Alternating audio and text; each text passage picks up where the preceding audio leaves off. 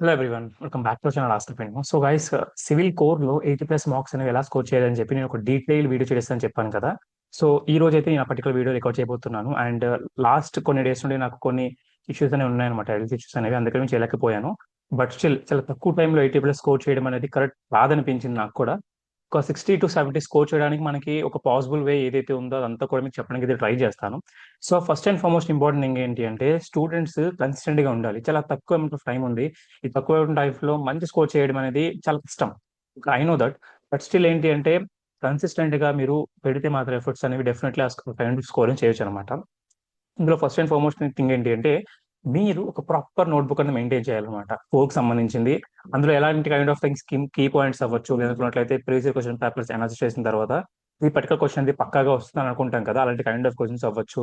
లేదు, short notes అనేది రాసుకోవడానికి అయితే ఆ కైండ్ ఆఫ్ థింగ్స్ అన్ని కూడా ఒక ప్రాపర్ నోట్బుక్ అనేది నేను మెయింటైన్ చేయాలన్నమాట. ఆల్రెడీ ఎంపీసీకి ఎలా ప్రిపేర్ అవ్వాలి, ఏం ప్రిపేర్ అవ్వాలని చెప్పి డీటెయిల్ వీడియోస్ అనేవి చేశాను. ఒకవేళ ఆ వీడియోస్ చూడకపోతే మాత్రం దయచేసి ఆ వీడియోస్ చూడకపోతే ట్రై చేయండి. అండ్ అందులో క్లియర్ గా నేను రిసోర్సెస్ కూడా చెప్పాను అనమాట. ఓకే, 7 డేస్ లో నేను 7 డేస్ లో కెమిస్ట్రీ ఎలా ఫినిష్ చేయాలి, 15 డేస్ లో ఎలా మ్యాథ్స్ కంప్లీట్ చేయాలి, అలాంగ్ విత్ కోర్ ఎలా ప్రిపేర్ అవుతుంది అని చెప్పి ఒక ప్రాపర్ ఐడియా అయితే ఇస్తాను మీకు. బట్ యాజ్ ఆఫ్ నో అయితే మాత్రం సివిల్ మీద మాత్రం మోర్ గా మీరు కాన్సన్ట్రేట్ చేయడానికి అయితే ట్రై చేయండి. Okay, so first and foremost important thing ఏంటి అంటే, ఒక ప్రాపర్ డెడికేటెడ్ కోర్ బుక్ అయితే ఉండాలన్నమాట.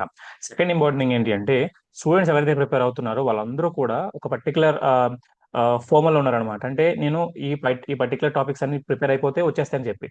బట్ మీరు చాలా మంది తెలియదు ఏంటి అంటే, పర్టికల్ చాప్టర్ కి ఏది అసలు ఇంపార్టెంట్ టాపిక్స్ అని చెప్పి ఐడెంటిఫై చేయలేకపోతున్నారు అనమాట. అలాంటి వాళ్ళందరికీ కోసం మన అకాడమీలో ఎవరైతే కోర్స్ తీసుకున్నారో, బిఎస్జీపీ అకాడమీ కోర్స్ ఎవరైతే తీసుకున్నారో, ₹399 పెట్టి వాళ్ళందరికీ కూడా, అసలు అనుకుంటే ₹540 పెట్టి వాళ్ళందరికీ కూడా మనం మన ఈసెట్స్ 2020 సంబంధించిన ఏదైతే అఫీషియల్ సిలబస్ ఉందో దాన్ని బేస్ చేసుకొని ఇంపార్టెంట్ టాపిక్స్ అన్ని కూడా సెగ్రిగేట్ చేయడం జరిగింది అనమాట. ఒకసారి చూపిస్తాను చూడండి అసలు ఎలా ఉంటాయి ఏంటి అని చెప్పి, సో దట్ మీకు ఒక ఐడియా వస్తుంది. ఓకే, సో నేను హైడ్రాలిక్స్ కి, తర్వాత ఇరిగేషన్ ఇంజనీర్ కి, తర్వాత రెయిన్ఫోర్స్ కాన్క్రీట్ సిస్టమ్స్ కి, స్ట్రెంత్ ఆఫ్ మెటీరియల్స్ కి, సర్వేయింగ్ కి, తర్వాత థియరీ ఆఫ్ స్ట్రక్చర్స్ కి బేస్ చేసుకొని ఇంపార్టెంట్ టాపిక్స్ ఏవైతే ఉన్నాయో అవన్నీ కూడా సెగ్రిగేట్ చేయడం జరిగింది అనమాట. ఒకసారి మీకు చూపిస్తా లైక్ ఎలా నేను సెగ్రిగేట్ చేశానని చెప్పి. Okay, high priority mind map అనమాట ఇది. సో ఫర్ ఎగ్జాంపుల్ హైడ్రాలిక్స్ ఉంది అనుకున్నట్లయితే అందులో మనకి ఫ్లూయిడ్ ప్రాపర్టీస్ ఉంటాయి కదా, దాన్ని బేస్ చేసుకొని ఏంటి ఇంపార్టెంట్ టాపిక్స్. ఓకే, సో ఒకవేళ మీకు ఈ వర్టికల్ టాపిక్స్ మీద మీకు ఐడియా లేకపోయినా సరే, మనం చాట్ జీపీటీని యూస్ చేసుకుని ఎలా ప్రిపేర్ అవ్వచ్చు అని చెప్పి కూడా ఐడియా ఇస్తాను ఇదే వీడియోలో. సో జాగ్రత్తగా చూడగలిగితే ట్రై చేయండి. ఓకే, సో ఇప్పుడు లైక్ వన్స్ మీరు ఎలా అర్థం చేసుకున్నారు అనుకోండి, ఫర్ ఎగ్జాంపుల్ టాపిక్స్ మీద ఎవ్రీథింగ్ ఉన్నాయి అనుకున్నట్లయితే, దీని తర్వాత మీరు ఏం చేయాలి అంటే, ఫస్ట్ ఆఫ్ ఆల్ ఇలా మీరు పెట్టుకోవడం అనేది ఇంపార్టెంట్. ఇలా పెట్టుకోకపోతే టైం వేస్ట్ అవుతుంది అనమాట. ఓకే, సో టైం వేస్ట్ చేయడం అనేది కరెక్ట్ కాదు కాబట్టి, సో మేక్ షూర్ దట్ నేను అవన్నీ కూడా యాప్ లో పెట్టుంటాను, ఒకసారి చూడడానికి అయితే ట్రై చేయండి. ఎవరైతే సివిల్ కోర్స్ తీసుకున్నారో వాళ్ళందరికీ కూడా సిలబస్ అనే డాక్యుమెంట్ మీరు ఓపెన్ చేయగానే, ఎవరైతే సివిల్ తీసుకున్నారో కదా, ఓపెన్ చేయగానే స్టార్టింగ్ సిలబస్ ఉంటుంది అనమాట. అందులో కోర్ లోకి వెళ్తే మీకు క్లియర్ గా చూపిస్తుంది అనమాట. ఓకే, సో నెక్స్ట్ ఏంటి అంటే, స్టూడెంట్స్ ఎవరైతే ఇంకా బాగా ప్రిపేర్ అవ్వాలనుకుంటారో మీరు చేయాల్సింది ఏంటి అంటే, ప్రీవియస్ క్వశ్చన్ పేపర్స్ ఒక పాస్ట్ 5 years పేపర్స్ అనాలిసిస్ చేయాలన్నమాట.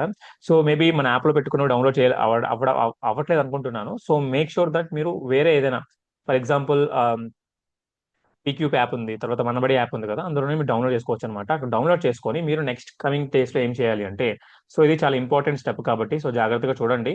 సో పాస్ట్ 5 years పేపర్స్ ని సరిగ్గా అర్థం చేసుకోవాలి. ఫర్ ఎగ్జాంపుల్ మీరు 2026 లో రాస్తున్నారు కాబట్టి 25, 24, 23, 22, 21 సంబంధించిన ఏవైతే పేపర్స్ ఉన్నాయో ఈ పేపర్స్ ని మీరు తీసుకొని ప్రాపర్ గా అనాలిసిస్ చేయాలి. ఉన్న అనాలిసిస్ అంతా ఏంటి అని చెప్పి అడగొచ్చు మీలో చాలా మంది స్టూడెంట్స్. అలాంటి వాళ్ళ దగ్గర కూడా నేను చెప్పే థింగ్ ఏంటి అంటే, ఫర్ ఎగ్జాంపుల్ ఈ క్వశ్చన్ ఉంది అనుకున్నట్లయితే, ఈ క్వశ్చన్ మనకి 2024 లో అడిగారు. ఓకే, బట్ మనకి తెలియాల్సింది ఏంటి అంటే, మనం మోస్ట్లీ ఫోకస్ చేసేది ఏంటి, ఏదైతే ఒక క్వశ్చన్ ఉంది ఆ క్వశ్చన్ సంబంధించిన ఆన్సర్ ఇంక్లైన్ ఫ్లాట్ సర్ఫేస్ అని ఉంది. బట్ రిమైనింగ్ ఏవైతే ఈ కర్వ్డ్ సర్ఫేస్ అని, తర్వాత స్టీప్ సర్ఫేస్ అని, ఆరిజెంటల్ ఫ్లాట్ సర్ఫేస్ అని ఏవైతే ఉన్నాయో వీటి మీద మనం ఎక్కువగా ఫోకస్ చేయం. But most of the students ఏం చేస్తారంటే అసలు వీటి గురించి కూడా పట్టించుకోరు. బట్ కొంతమంది స్టూడెంట్స్ చాలా ప్రాపర్ గా అర్థం చేసుకుంటారు అనమాట. ఓకే, ఇప్పుడు క్వశ్చన్ ఉంది, ఈ క్వశ్చన్ సంబంధించిన ఆన్సర్ తెలుసు, బట్ రిమైనింగ్ మూడు ఏవైతే ఉన్నాయో వాటి గురించి ఎలాంటి కైండ్ ఆఫ్ క్వశ్చన్స్ అడగవచ్చు ఈ సెట్ లో అని చెప్పి.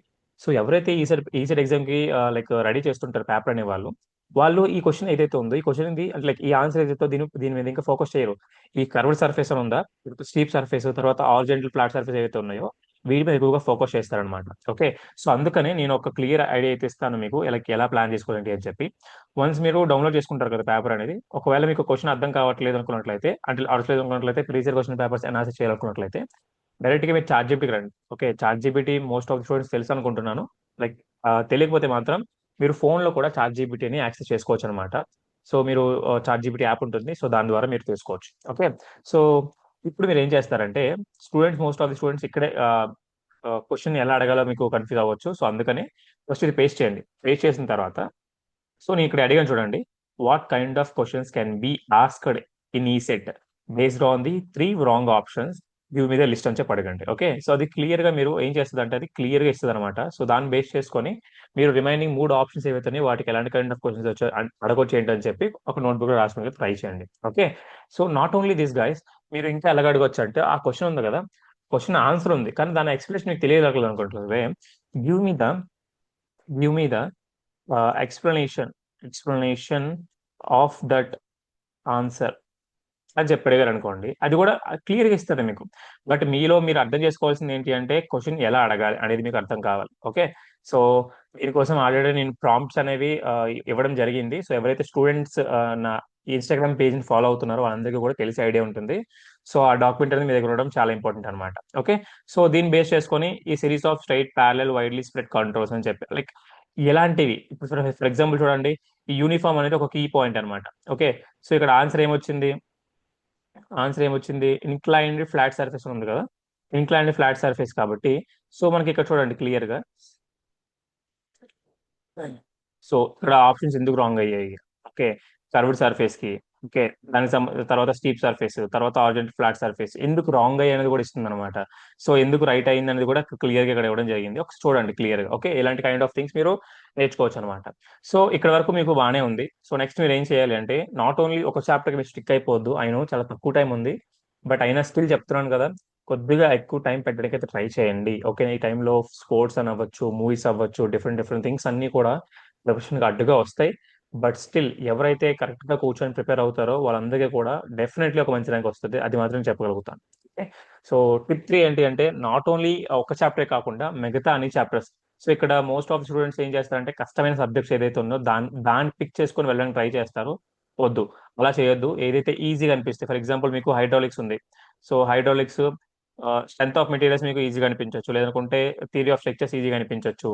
సో దాంతో స్టార్ట్ చేయడానికి ట్రై చేయండి. అంతేగాని మీరు చాలా మంది స్టూడెంట్స్ చేసే తప్పు ఏంటి అంటే, కష్టమైన సబ్జెక్ట్ స్టార్ట్ చేస్తారు. సో దానివల్ల మోటివేషన్ ఒక సర్టెన్ స్టేజ్ వరకు వస్తుంది, తర్వాత మళ్ళీ మనం డిప్ అయిపోతాం అనమాట. ఎందుకంటే మనం ప్రాక్టీస్ చేస్తున్నప్పుడు దాని మీద ఎక్కువ ఫోకస్ చేయలేకపోవచ్చు. సో నెక్స్ట్ థింగ్ ఏంటి అంటే, స్టూడెంట్స్ ఇవన్నీ చేస్తారు. ఇవన్నీ చేసిన తర్వాత కూడా మన ఏదైతే యాప్ లో మాక్ టెస్ట్లు తీసుకున్నారు, లేదంటే కోర్స్ తీసుకున్నారో దాని మీద ఫోకస్ చేయాలి. సో నేను సివిల్ ది తీసుకోలేదు కాబట్టి నేను మిగతా వాటి చూపిస్తాను చూడండి, ఈసీకి సంబంధించింది ఎలా ఉంది అంటే, లైక్ నేను సివిల్ ది కోర్స్ తీసుకోలేదు, అందుకని ఓపెన్ అవ్వట్లేదు. సో మీకు ఇలా చూపిస్తుంది అనమాట సిలబస్. ఓకే, సిలబస్ లోకి వెళ్ళి మీరు ఇక్కడ ఓపెన్ చేసుకోవచ్చు. ఈసీ కోర్ ఉంది కదా, అప్పుడు మీకు సివిల్ కోర్ అని ఉంటుంది, మీరు ఓపెన్ చేసుకోవచ్చు. తర్వాత టెస్ట్లు ఏవైతే ఉన్నాయో టెస్ట్ లోకి వెళ్ళి చూడండి. మీకు ఫర్ ఎగ్జాంపుల్ హైడ్రాలిక్స్ చేస్తున్నాం అనుకున్నట్లయితే, సివిల్ సంబంధించింది ఒక ఓపెన్ అవుతుంది. ఓకే, హైడ్రాలిక్స్ ఏదైతే ఉందో దాని మీద మీరు ఫోకస్ చేయాలన్నమాట, హైడ్రాలిక్స్. ఓకే, సో ఒకటి, నాట్ ఓన్లీ మీరు చెప్పిన ఏదైతే ఒక మాక్ టెస్ట్ రాస్తారు, మాక్ టెస్ట్ రాసిన తర్వాత మళ్ళీ చాలా మంది స్టూడెంట్స్ అసలు దాని మీద పూర్తిగా, అంటే లైక్ ఎలా తక్కువ మార్క్స్ వచ్చాయి అనుకోండి, డిసప్పాయింట్ అయిపోతారు. వద్దు, డిసప్పాయింట్ అవ్వద్దు.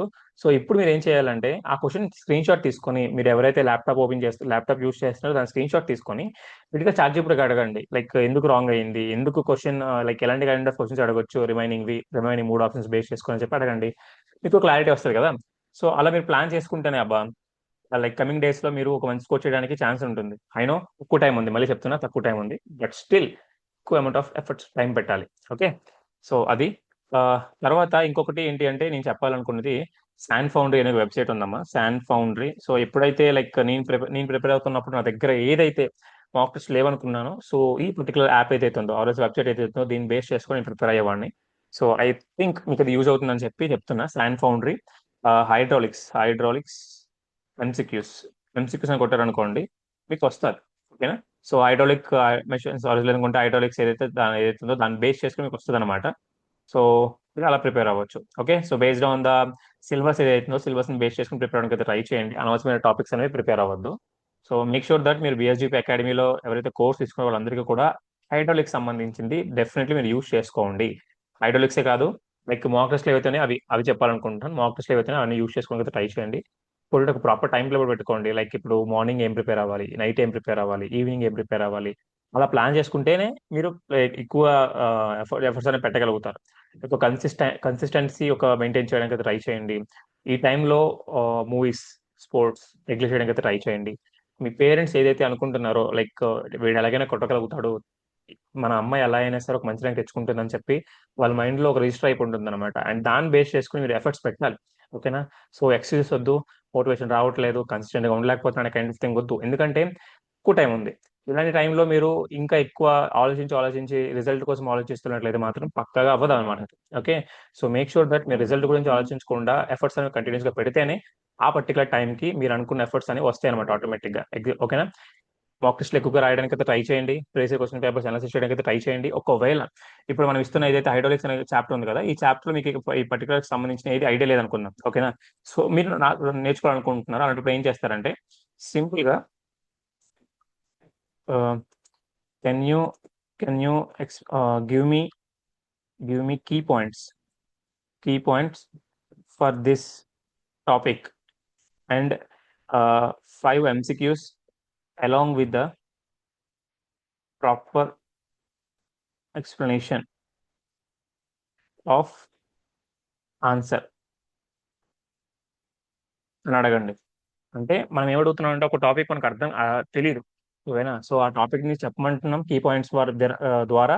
అండ్ దాంతో పాటు ఏవైతే మనకి ఎంసీక్యూస్ ఉన్నాయో దాని మీద కూడా అడుగుతున్నాం అనమాట. అండ్ దాన్ని బేస్ చేసుకొని అది ఇస్తుంది.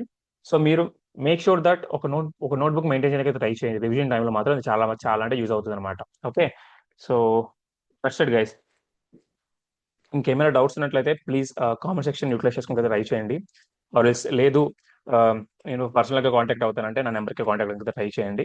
ఒకవేళ నేను ఇంకా ఇవ్వట్లేదు, రిప్లై ఇవ్వలేకపోతున్నాను అంటే అర్థం చేసుకోవాల్సింది ఏంటి అంటే కొద్దిగా సఫర్ అవుతున్నాను ఏదో అదొక లైక్ పర్సనల్ కావచ్చు, అనుకున్నట్లయితే ప్రొఫెషనల్ కావచ్చు. సో ఈ టైంలో మీరు మేక్ షూర్ నితిన్ కానీ అనుకుంటే బేస్డ్ అని కానీ కాంటాక్ట్ అయితే ట్రై చేయండి. వాళ్ళు డెఫినెట్లీ రెస్పాండ్ ఇస్తారు. ఓకే? ఒకవేళ నేను ఇవ్వకపోతే ఓకే, లేదంటే గ్రూప్స్ లో కూడా మీరు అడగవచ్చు డౌట్స్ ఏమైనా ఉంటే. So guys, all the best. నేను అందరూ బాగా రాస్తారనుకుంటున్నాను, అందరూ బాగా ప్రిపేర్ అవుతారు అనుకుంటున్నాను. I hope every one will write the exam. ఓకేనా? So thank you so much for watching. జై హింద్.